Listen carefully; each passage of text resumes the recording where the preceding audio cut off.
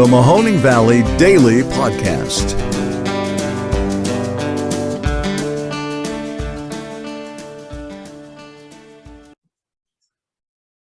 Hello, everybody, and welcome to another episode of the Mahoning Valley Daily Podcast. Today is the 26th of August, and with me today I have Mr. Jared Czarnecki for an interview. He is let's just put it this way, a concerned citizen and a resident of Canfield, who lately has been pushing back against the school board's idea that masks should be optional in this upcoming school year. And we're going to talk a little bit about what has transpired and what might be going down in the future, and just kind of get everybody's sense on where they're at and why on this issue that is one of many extremely hot button issues that are going on right now. So Jared, thank you very much for coming on the show. Hey, no, thanks, man. Thanks for having me. Absolutely. And so, like we were talking about pre-show, you have been doing the media rounds and you have been on TV and stuff like recently, because this is a thing that people want to talk about. That's crazy, right? It is really surprising. I didn't expect to be doing this a week ago when I was sitting in Cleveland with my family and we read the ruling from the school board. So no, weird week. Yeah, well, I got to tell you that I have a 2.5-year-old, and I wish she was of school age just for the meetings alone, just for the board meetings, because there is so much fire there. No matter what town you're talking about, I cannot wait to become a part of it in good standing. I mean, be careful what you wish for, bud. Be careful what you wish for. Oh, I know. That is a whole cartload of apples that will come raining down on you. All right, so a little bit of background. Tell me what has happened and tell me where we're at now. So basically, school board released their guidance for safe return to school about 6 hours before the board meeting, give or take. And this was last week? This was last Wednesday. And school starts when? School started today. So okay, there you go. A week before. Basically, I mean, long story short, there were concerned parents. The policy dictates that masks are going to be optional. And I mean, I'm sure if you followed the news at all, you're aware of the Delta variant. You understand that it's more transmissible than, twice as much. Homegrown garden variety. Exactly. I mean, they're talking chickenpox territory here. Mm-hmm. Yet CDC says, hey, wear a mask. The American Academy of Pediatrics says, hey, wear a mask. Ohio Department of Education says, wear a mask. Canfield School Board says, why not? Let's not do that. And I think we've seen these that, are like, kids. Yeah, and it's monkey see, monkey do. So if it's optional, you don't want to be the odd person out, the weird kid in the corner wearing the mask because you're doing what is actually scientifically sound. However, we talk about it's a group effort to make masks work. So if you're the only one, you're essentially just protecting everyone else in the class from you. It's like, it sucks that it has to be that way. Go ahead. I'm sorry. I was just going to say, my dad, he's like he's an Italian. He's a Youngstown Italian American. And he grew up a Democrat. He grew up in Struthers. And, a lot of his kin have gone the other way in recent years. They've been the flippers, and they've gone over to the Trump side because, it appeals to, let's say, a manly ideal of America that a lot of people understand. But he is still sitting there listening to WKBN on the radio saying, how can they have gone so partisan? It used to be just a nice informational news station, but now it's basically like you can't even turn it on because they're bashing Biden all the time and they're doing all this stuff. And he says to me, so when are we locking back down? Because that's what I hear is going to happen. And I'm like, listen, Pops, they're scaring you. Nobody has the appetite for locking back down anymore. This is not going to happen. He says, okay, but I hear the masks don't work. I hear that, it doesn't make a difference. And the 6 feet, it doesn't make a difference. So to that point, it's like, I have to remind him of the wise words of Dr. Amy Acton. Like, we have such short memories that we don't understand that masks are just part of a whole in confronting coronavirus. Like, I just feel that I wish we could have been more truthful this whole time, where if you want to say that surface cleaning is performative and that is basically just to make you feel good, it's not necessary because we found that out, that's fine. If you want to say that the plexiglass barriers are ridiculous because the coronavirus is aerosolized and can hop right over that little fence you built in the restaurant or at the gas station, that's fine too. Another thing, if you want to say that your average crappy mask, your cloth mask, your little ripped off sleeve of a t-shirt actually is worse than wearing nothing at all because maybe it brings larger particles down into smaller particles, then they're aerosolized. You know, this is like nuance that some people just aren't able to wrap their head around. And furthermore, I would say that these people want to talk about how there's all this unspent COVID money.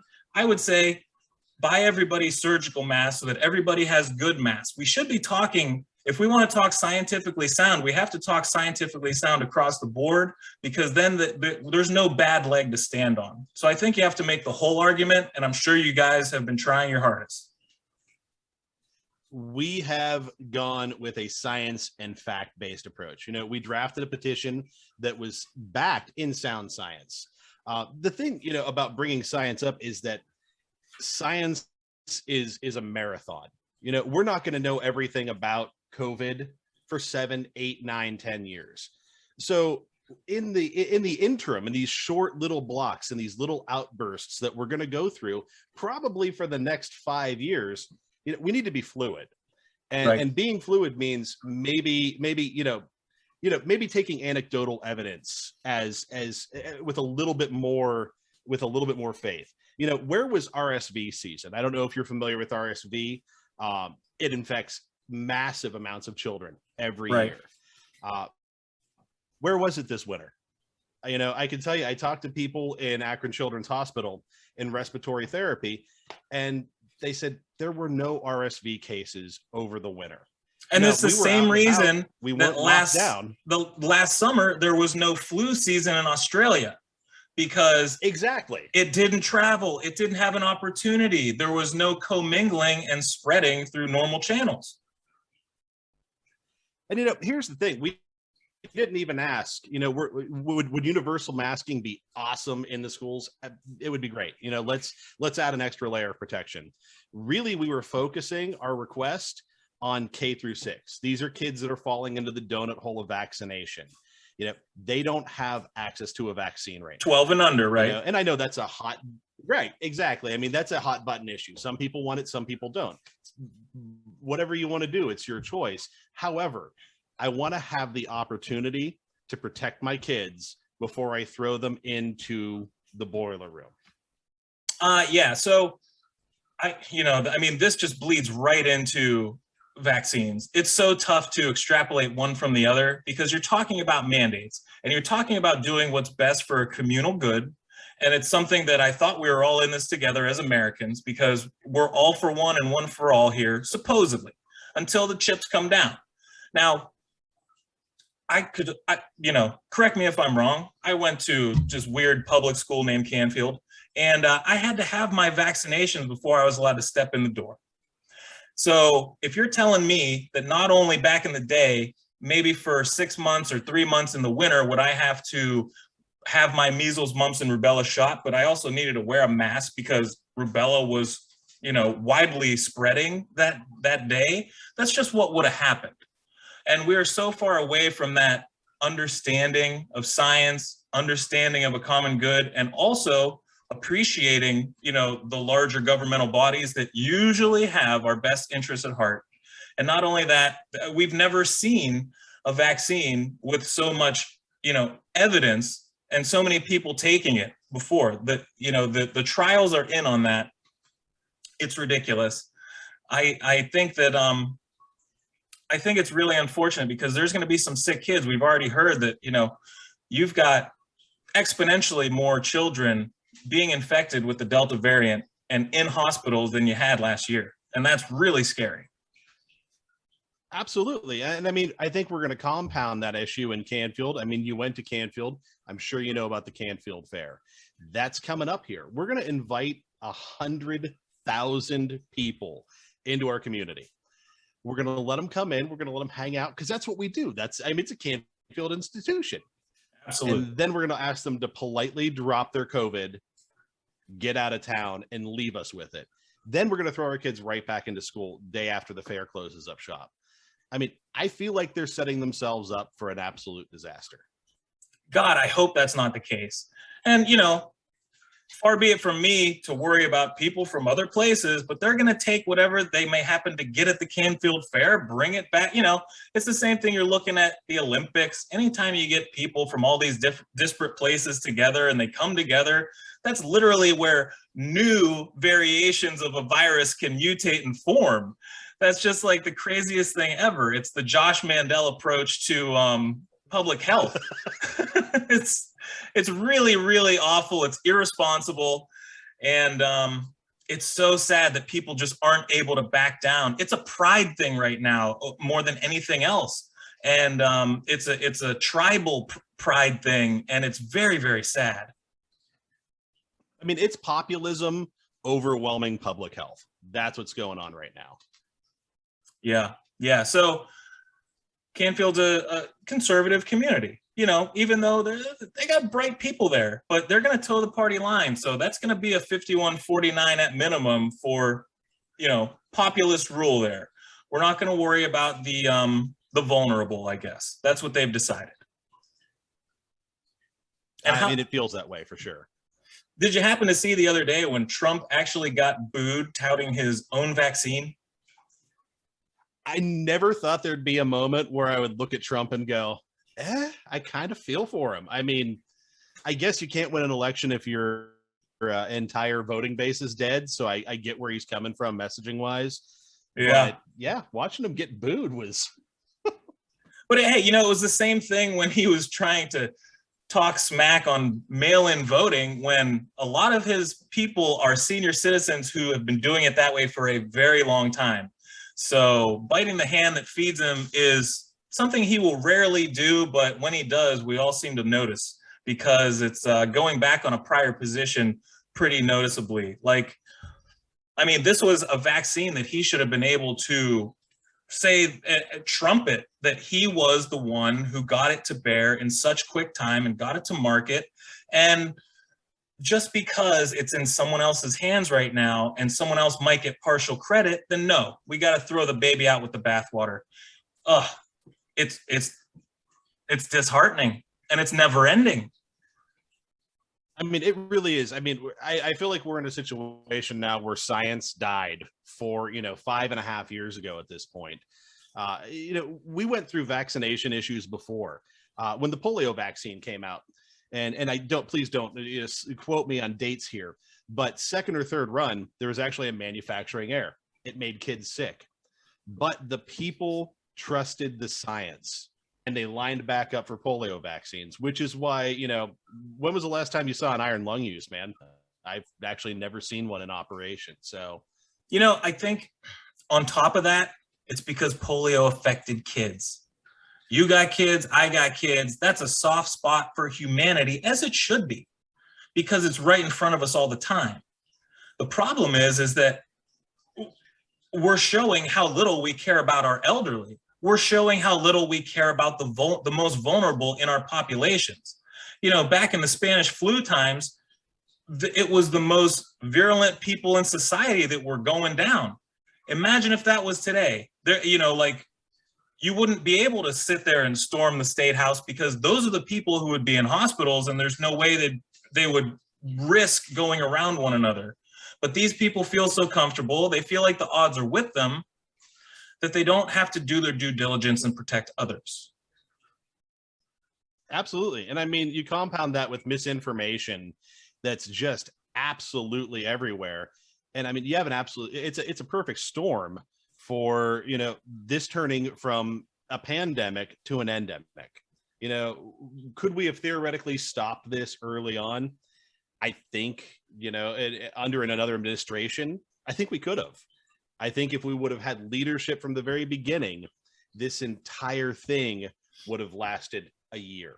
Sure. Here we are. We're staring down, 2 barrels of 5 years. So, oh yeah, two decades to flatten the curve, as they said. I think.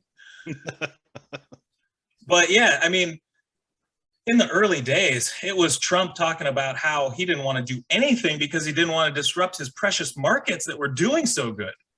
So I'm pretty sure that and this is just my conjecture on, what I've seen this guy do in prime time.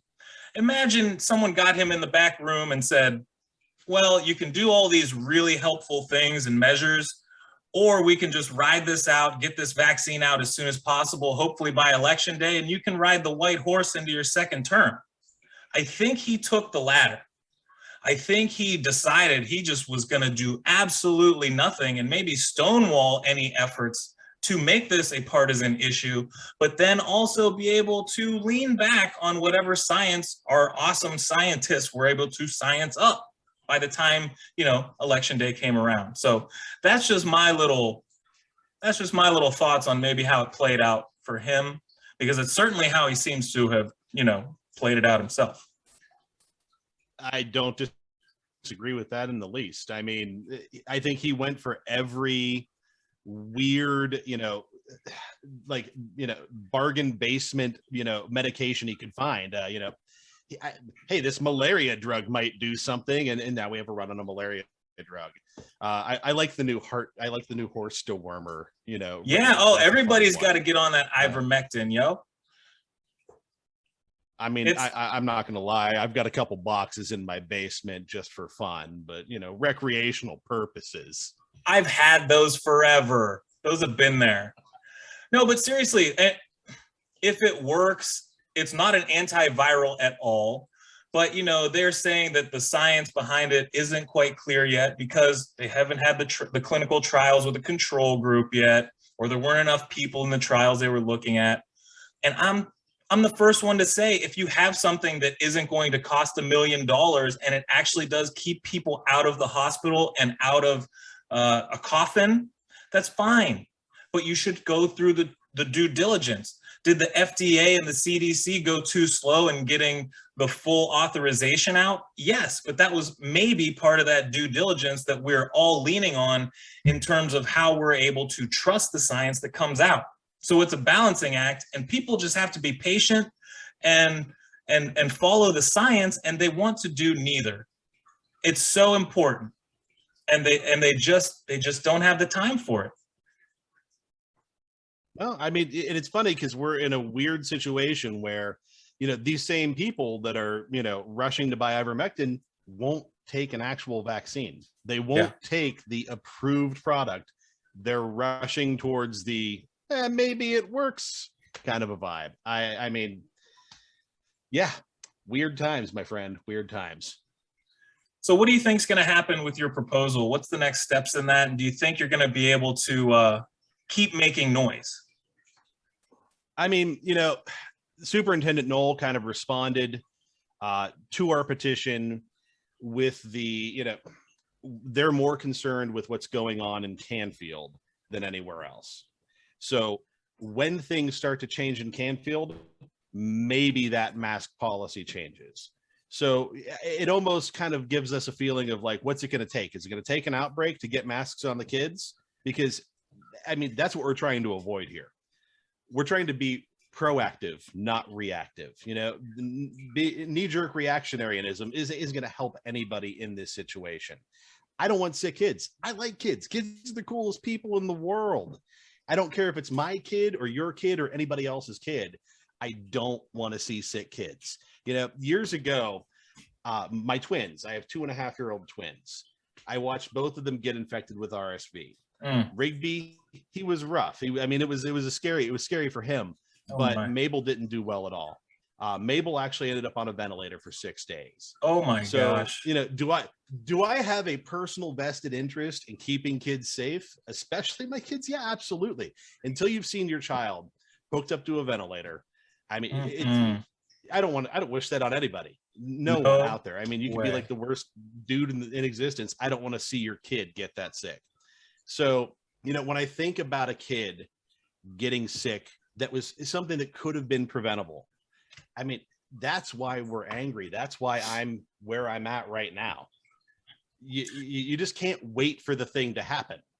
And not only that, like, these children are not of age where they can make these decisions of their own accord. They are simply following the guidelines or the mores of their own household or neighborhood. And I don't think that you should be able to have all these individual parents making decisions for essentially other children writ large. Absolutely. And that's, I mean, the standard answer is, well, your child is allowed to wear a mask if they want to. And, going back to earlier in the conversation, my child wearing a mask provides a benefit to your child, not necessarily to mine. Exactly. So I think we need to have a reintroduction of the basics. Just like we need a little more civics in school, we definitely need to do a Delta variant contagion workshop.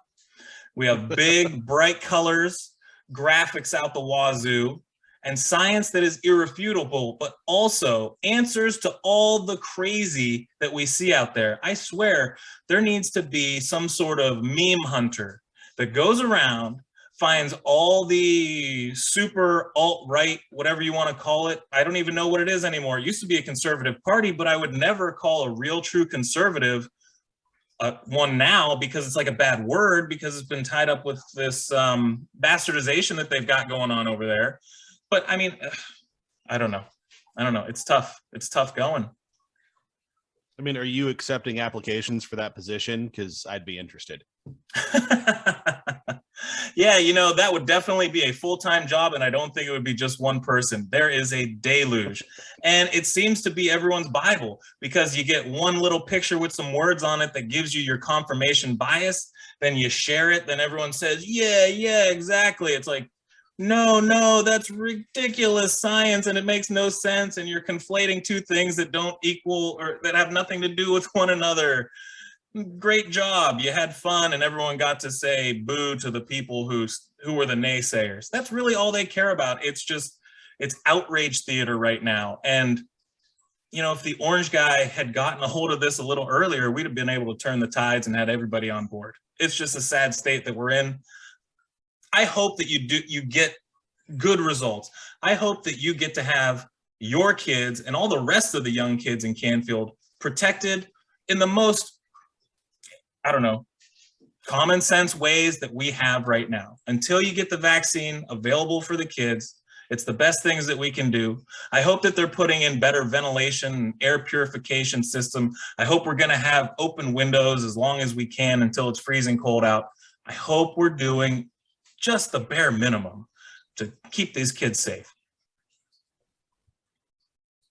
I mean, we do have 2 schools without air conditioning, so we got that going for it. Oh, that middle school. That's an amazing place, though. But, it's that dungeon rock that really keeps you cool. It seems to, No, it's a fantastic building. It just needs a little bit of updating. Everybody loves it who's gone there, from last year's class all the way back to 1820 or whenever it opened.